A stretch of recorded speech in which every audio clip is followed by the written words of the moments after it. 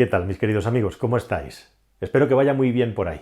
Yo estaba esta mañana escuchando la radio recién levantado y en ese montón de anuncios que se suelen pasar de concesionarios y redes de talleres en la radio por las mañanas, de repente me he encontrado que hoy ya he oído un anuncio, creo que era de un concesionario de Audi, en el que se estaba utilizando como argumento de venta para vender un vehículo antes de que acabe el año, el aumento de los impuestos que va a suceder el año que viene, que va a ocurrir con el asunto de las emisiones de CO2 y la entrada en vigor de la normativa ya fija WLTP como único parámetro de medición de las emisiones, lo cual comporta que si el Estado no hace nada, al aumentar las emisiones oficiales de los coches van a aumentar también los tramos de impuestos en muchos coches. Lo que os conté en un vídeo hace poquito ya está en la publicidad, en este rush final que tienen que hacer las marcas de coches, en el que tienen que recuperar por todos los medios y van a hacer un gran esfuerzo las ventas que han perdido en este cuatrimestre, podríamos decir, infausto que llevamos en el pasado, en este año 2020, para olvidar en tantas cosas, ¿no? En la vida en general, y no solo en este asunto de los coches. Entonces, es muy interesante porque tenía aquí una ensalada de ideas en la cabeza para grabar un vídeo y esto me sirve de percha, me sirve de gancho para hablarte de los vehículos diésel y lo que está ocurriendo porque es súper interesante. En los últimos días estoy combinando un Opel Corsa 1500 diésel con un Opel Grandland X híbrido enchufable. Estoy probando dos vehículos que son un poco los que están marcando qué es lo que están haciendo las marcas y las decisiones que se están tomando. Ahora os hablo de estos vehículos, pero primero dejadme que os cuente que Ford, por ejemplo, acaba de anunciar que se carga las versiones diésel del Ford Fiesta. Como sabéis, hace ya un tiempo, tanto Volvo como Porsche decidieron cargarse los motores diésel y poco a poco parece que cada vez más las marcas van a ir eliminando el diésel de su oferta, con algunas excepciones. Por ejemplo, Mercedes-Benz, como sabréis también, aquí grabamos un vídeo en el que explicábamos ese maravilloso motor que es el OM654 diésel, que es posiblemente el motor más avanzado que hay en el mercado, con la nueva generación que sale ahora con el Clase E. Y aquí está la gran cuestión, o sea, ¿para qué va a quedar el diésel? ¿Y por qué se está retirando el diésel de esta manera? Las marcas de coches están decidiendo retirarlo. Sin ir más lejos también, un vehículo que tenía motorizaciones diésel como el Jaguar XE deja de venderse porque no se vende lo suficiente. Ha decidido Jaguar que va a seguir vendiendo solamente versiones sub en ese tamaño de vehículo. Y todo esto te da un caldo de cultivo para explicar algunas cosas interesantes. ¿Qué es lo que está ocurriendo aquí? Bueno, pues está ocurriendo una cosa muy importante y muy interesante, y es que en el pasado los motores diésel ayudaban a reducir las emisiones de CO2. Pero en el presente eso no es así. Los motores diésel son incluso un problema para reducir las emisiones de CO2 respecto a la tecnología de la electrificación. Y vamos a quitar de aquí los automóviles eléctricos para centrarnos, que lógicamente tienen cero emisiones, como sabéis, aunque los coches eléctricos no tienen cero emisiones, y bueno, pues es un fallo de la norma que se contemplen como cero emisiones, pero en definitiva se está promoviendo esta tecnología, saltándose un poco el principio de neutralidad tecnológica de la Unión Europea con distintas varas de medir. A los coches térmicos les medimos en el tubo de escape, a los coches eléctricos no les medimos a dónde está la generación de la energía. En definitiva, este es un debate que está más que tratado en este canal y evidentemente los coches eléctricos saldrían ganando, pero los coches eléctricos no tienen cero emisiones en lo que se refiere al cómputo de CO2. Bien, dejado esto claro, y dejado claro también que esto no va a cambiar, que van a seguir computando como cero emisiones, el asunto aquí donde se juega la guerra es diésel contra híbrido y sobre todo híbrido enchufable. ¿Y qué es lo que pasa aquí? Pues lo que pasa es un detalle físico-técnico que no se tiene muchas veces en cuenta, y es que a igualdad de litro de consumo entre un vehículo diésel y un vehículo de gasolina, las emisiones de CO2 no son las mismas. Un vehículo diésel por cada litro de consumo declarado emite 26,5, mientras que un vehículo de gasolina emite 23,7 gramos de CO2. Esto tiene que ver con la composición de los combustibles y con su densidad energética también. Así que, a igualdad de consumos, ya os lo he contado algunas veces en este canal, un vehículo diésel va a tener siempre más emisiones que un vehículo de gasolina. ¿Qué ocurre aquí? Que tradicionalmente, en el pasado, los vehículos diésel tenían unos consumos tan inferiores a los de gasolina que ese aumento en la equivalencia de emisiones de CO2 salía siempre beneficioso para el diésel. La balanza siempre estaba a favor del diésel. ¿Pero qué le ocurre al motor de gasolina? Bueno, pues el motor de gasolina va evolucionando a más ritmo que el diésel en lo que se refiere al consumo, aunque los diésel también han evolucionado. Dejadme que os diga ahora algo sobre ese Opel Corsa que tengo. Y lo que ocurre es que se igualan las cosas. Los diésel siguen gastando claramente menos que los gasolinas, pero hete aquí que llega la electrificación. Y lo que ocurre con la electrificación es que en los ciclos de consumo, lo que se homologan, el híbrido sale muy bien parado. por la regeneración de energía que tiene, con frenadas abundantes y paradas del vehículo, motores apagados, regeneración de energía. Con lo cual las cosas ya se están equilibrando mucho. ¿Y qué ocurre si ahora llegamos a un híbrido enchufable? Pues ocurre que en los ciclos de homologación, un vehículo híbrido de gasolina, híbrido enchufable, tiene un consumo clarísimamente inferior al de un vehículo diésel, pero muy inferior.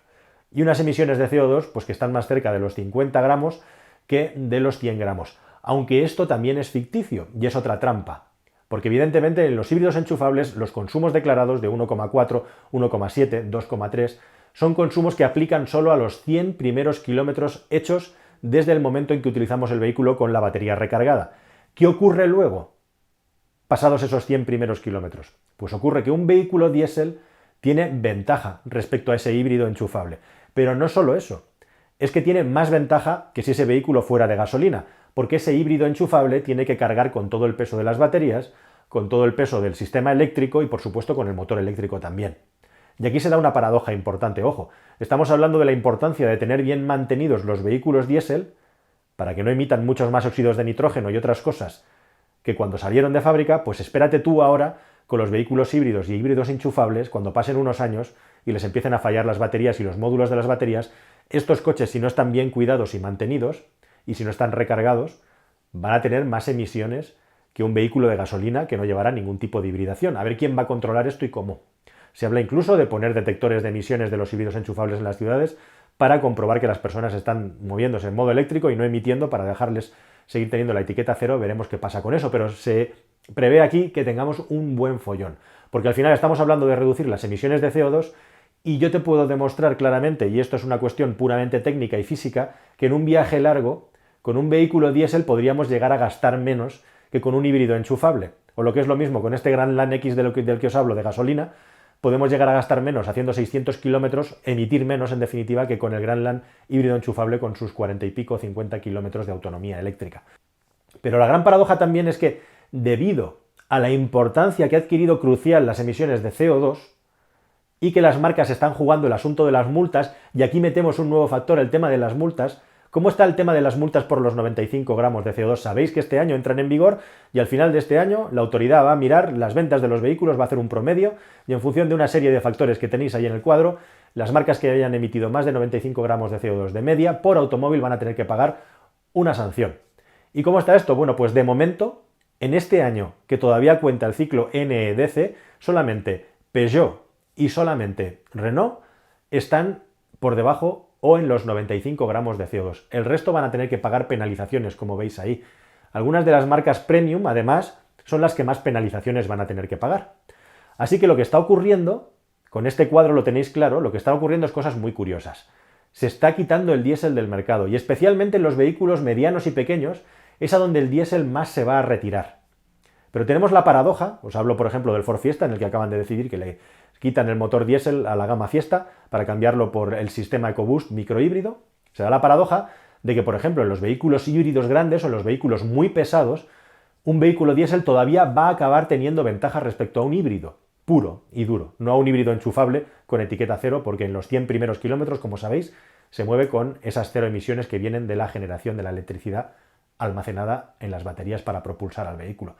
Acaba de presentarse el Kia Sorento nuevo, un vehículo muy curioso, muy llamativo, muy americano, impresionante lo que ha hecho Kia en relación al precio que tiene ese coche en relación a su competencia, y resulta que la versión diésel, con un motor de 200 caballos, 6,2 litros de consumo a los 100, respecto a los 6,7 litros de consumo que tiene la versión híbrida, ojo, híbrida no enchufable. Un diésel en un vehículo grande va a seguir teniendo ventaja siempre que el híbrido con el que se compare no es enchufable, pero especialmente en vehículos sub, lógicamente por el tamaño y el peso del vehículo, ahí es a donde un diésel tiene todavía mucho que ganar. Y por eso, diésel para ricos. Al final el diésel va a quedar para los vehículos más caros y allá donde no haya posibilidad de poner una hibridación enchufable por una cuestión de desarrollo de la tecnología para un vehículo, seguirá habiendo diésel. En esos Mercedes caros y en estos subs de gran tamaño donde todavía tiene una ventaja. Y ojo, porque es que esa ventaja teórica de las emisiones de CO2 que todavía tiene, en la conducción, ojo porque cuando se te acaba la batería, uno de estos vehículos no es ni de lejos tan agradable de utilizar como un vehículo diésel. Así que al final el diésel en los vehículos de lujo va a acabar siendo el tipo de motor más agradable de conducir con diferencia. ¿Qué ocurre cuando te vas de viaje con un híbrido enchufable? Pues que pierdes 100 caballos en muchas ocasiones. incluso más de 100 caballos, lo que aporta el motor eléctrico, ya no puede, se convierte en un híbrido normal. ¿Qué le pasa a un vehículo híbrido cuando le aprietas al acelerador? Pues que no notas ningún tipo de diferencia porque la batería es muy pequeña y si estás trabajando, haciendo trabajar al motor en una autopista, en una gran recta, a velocidad constante, la batería no está aportando prácticamente nada si no levantas el pie. ¿Cómo ha compensado esto, por ejemplo, Toyota? Pues poniendo motores de mayor cilindrada en sus vehículos híbridos, con más potencia, y de esa manera tener más par para que la respuesta del motor sea algo mayor. Y lo van compensando a medida que afinan la tecnología híbrida para tener un consumo igual. O sea, al final, estos coches lo que hacen es que con 180 caballos acaban consumiendo lo mismo que consumían antes con 140. No hay una ventaja prácticamente de consumo, sí mucho en agrado de conducción. Pero estos coches grandes, que muchos de vosotros me pedís para tirar remolque, etcétera, con un híbrido enchufable, pues con un híbrido enchufable, si tienes un remolque, si tienes una caravana, te vas a ir de viaje. Cuando pasan esos 40 kilómetros, te vas a quedar con ese 2.0 o ese 2.5 mondado de 4 cilindros y es lo que va a tirar de tu vehículo. No lo veo una gran idea respecto a un diésel. Depende del uso de cada cual. Y todo esto, en un momento además en el que vengo de probar el Corsa diésel, le he hecho 2 tandas de conducción, de pruebas, privadas, sin cámara, simplemente probando, y es un coche increíblemente ahorrativo, económico. Muy fácil bajar de los 4 litros a los 100 haciendo una conducción económica. Yendo por ciudad me estoy moviendo 3,7 litros. Saliendo a carretera también 3,8. Es el diésel que menos gasta de todos los que he probado a lo largo de la historia. Y un vehículo que demuestra también que los diésel actuales de 2020 gastan claramente menos que esos diésel, turbodiésel, TDIs, HDIs, etcétera, de hace 20 años. Coches que por otro lado tenían mucha fuerza y la gran ventaja que tenían era el empujón que tenían de par y del turbo, que hacía que fueran coches muy agradables de conducir y que los consumos no se disparaban también cuando conducías rápido. Pero esto es lo que hay.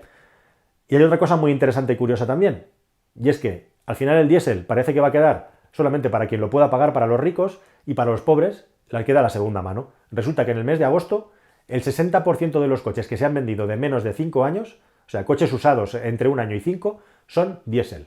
La gente está comprando diésel en el mercado de usados. Cada vez más. Se da la paradoja de que cada vez se venden menos gasolina en el mercado de nuevos y en el mercado de usados cada vez se venden más diésel. Todos esos diésel que han ido quedando para flotas, etcétera, la gente anda como loca comprándolos. Curioso, ¿verdad? Diésel para ricos, diésel para pobres. Y ojo que volviendo a este cuadro que os estoy enseñando ahora, la industria ya está dando por amortizada con la situación económica que tenemos que no se van a rebajar los impuestos. Es decir, que el año que viene los coches van a ser más caros por el asunto de las emisiones de CO2 y la nueva forma de medirlo, que va a cambiar el tramo, como digo, del impuesto de matriculación. Luego, impuestos como el impuesto de las emisiones de CO2 en Cataluña simplemente por tener un coche. Y luego están cosas llamativas y curiosas. Curiosamente, las 2 primeras marcas que hay ahí en esa lista de las marcas que tienen que pagar por las emisiones de CO2, hay extraños amigos, ¿no? Como que Fiat se ha aliado con Tesla para comprarles las emisiones y así rebajar su cupo. Aún así no cumple con el 95 el grupo Fiat. Y cosas tan curiosas como que el grupo Volkswagen, que lleva retraso en el lanzamiento del ID3 y el ID4, el año que viene ya entrarán, se ha aliado con SAIC, con los chinos, esto no es muy conocido, con MG, para también compensar, MG sería como el Tesla de Volkswagen, para compensar sus emisiones de CO2 y así pagar menos multas. Extraños amigos. Pero sobre todo llama mucho la atención cómo los franceses son los que han estado trabajando más, haciendo más los deberes. En esto tiene mucho que ver Carlos Tavares, estuvo en Renault cuando se lanzó el Zoe. Zoe ahora es líder de venta en Europa, vehículo cero emisiones, y lo está haciendo ahora con PSA, y lo han cumplido. Y en Francia, ojo, porque está saliendo noticias, y con esto quería terminar, hablando de marcas francesas, de cómo van a meterle un chute a los impuestos para los vehículos más contaminantes que un vehículo puede acabar gastando, mejor dicho, costando, que un vehículo puede acabar costando hasta 50.000 euros más en impuestos por comprar un vehículo de CO2. Por comprar un vehículo con unas emisiones de CO2 en el tramo más alto del nuevo tramo que van a cumplir. Si alguien pensaba que se iban a bajar los impuestos para fortalecer la industria y superar la crisis, que se le olvide. Y no solo eso, me llegan noticias desde Francia que la proposición de ley, entre otras cosas, además de una subida de impuestos salvaje, lo que está proponiendo es que se prohíban los spots de los vehículos más contaminantes, la publicidad de los vehículos más contaminantes en televisión, como en su día se hizo con el tabaco y el alcohol. Ahora viene también la prohibición para los vehículos deportivos y más contaminantes. ¡Ojo! Esto es lo que viene.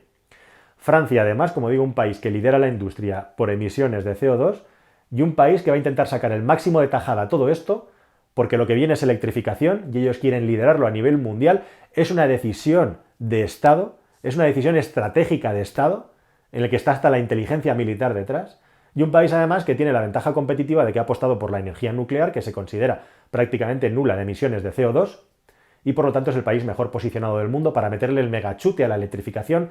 Francia actualmente está en un 9% de ventas de vehículos eléctricos y probablemente en los próximos años va a ser el país de Europa en el que más vehículos eléctricos se van a vender en porcentaje de los países de gran mercado. Por supuesto, los señores noruegos, con su doping del fondo de comercio que tienen, el fondo económico con la venta de petróleo, tienen ya casi un 70% de ventas de vehículos eléctricos, los suecos van detrás y los islandeses también. Así que esto es lo que hay, amigos. Esto es lo que queda en el mercado, así van a evolucionar las ventas del diésel y estos son los motivos por los que tenemos un mercado tan revuelto actualmente y ojo que el año que viene, con la entrada ya en vigor de la WLTP y el aumento de las emisiones de CO2 correspondiente, las multas van a apretar, con lo cual las marcas tienen que apretar más todavía a vendernos vehículos electrificados y los diésel se quedan para los coches pesados y caros, coches grandes, y para el que no llegue, a recurrir al mercado de segunda mano como ya está haciendo. Nada más, queridos amigos. Espero que esta información os haya parecido de vuestro interés, un auténtico viaje alrededor, dentro y fuera de lo que está pasando dentro de la industria y nos vemos en un nuevo vídeo que espero que sea mucho más y mejor. Hasta el siguiente, adiós.